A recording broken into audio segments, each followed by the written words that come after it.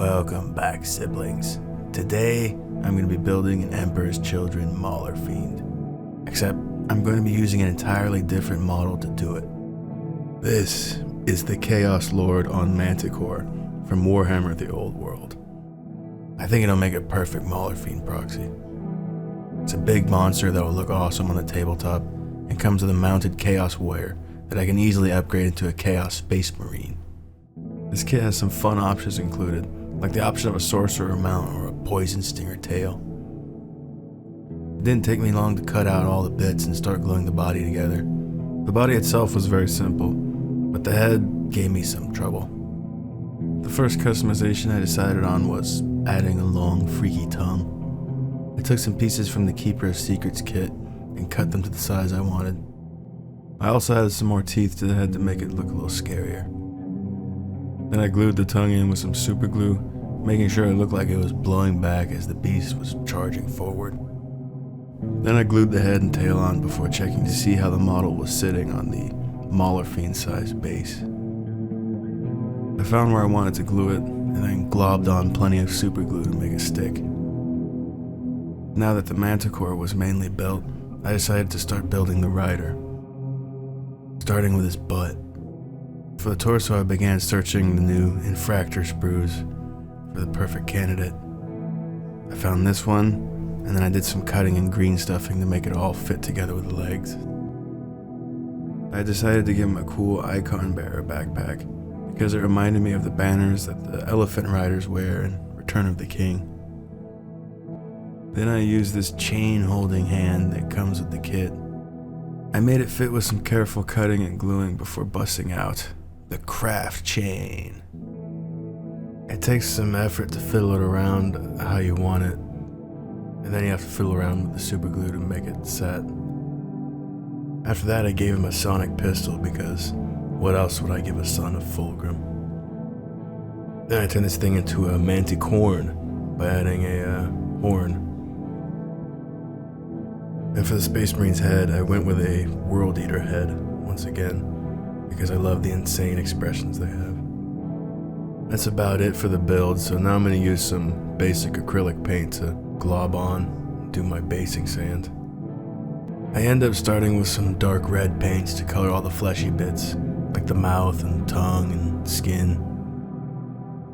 When you're painting any kind of chaos flesh, dark red is a good start because when you dry brush over it, it gives the appearance of wounds.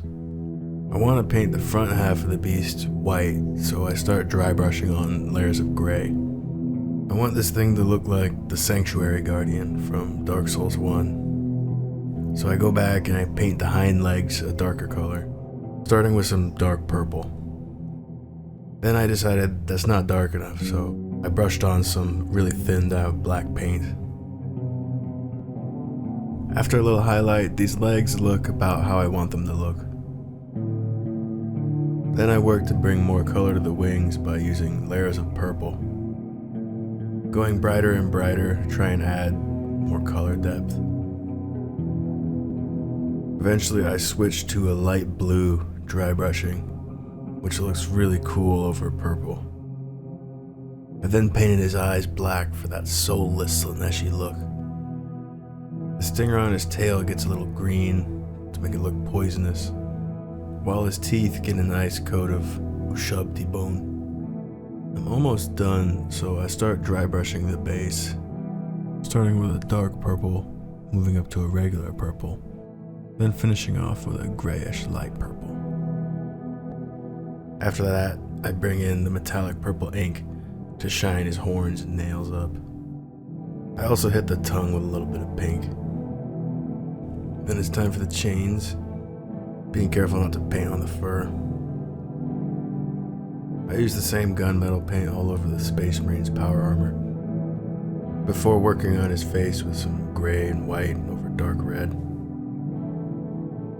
Now it's time for the pink armor.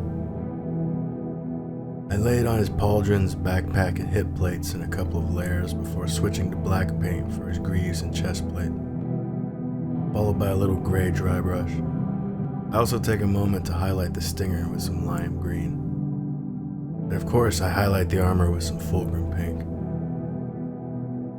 Then I paint up the icon and sonic pistol with some bronze and old gold from Vallejo. The jewel in the center gets some metallic pink ink over silver to complete the paint job. The last step is to lather on the panel liner, spray on some varnish, and we're all done.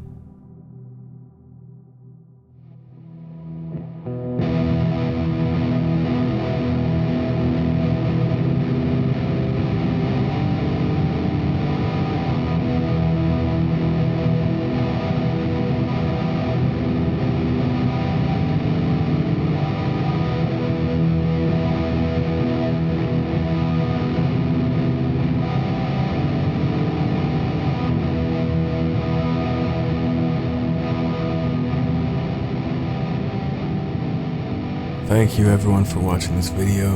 I hope you all enjoyed this little build. I was honestly eyeballing this model on the shelf in my local game store for months. If you liked this video, be sure to check out my channel for more crazy kit bashes. Anyway, until next time, peace.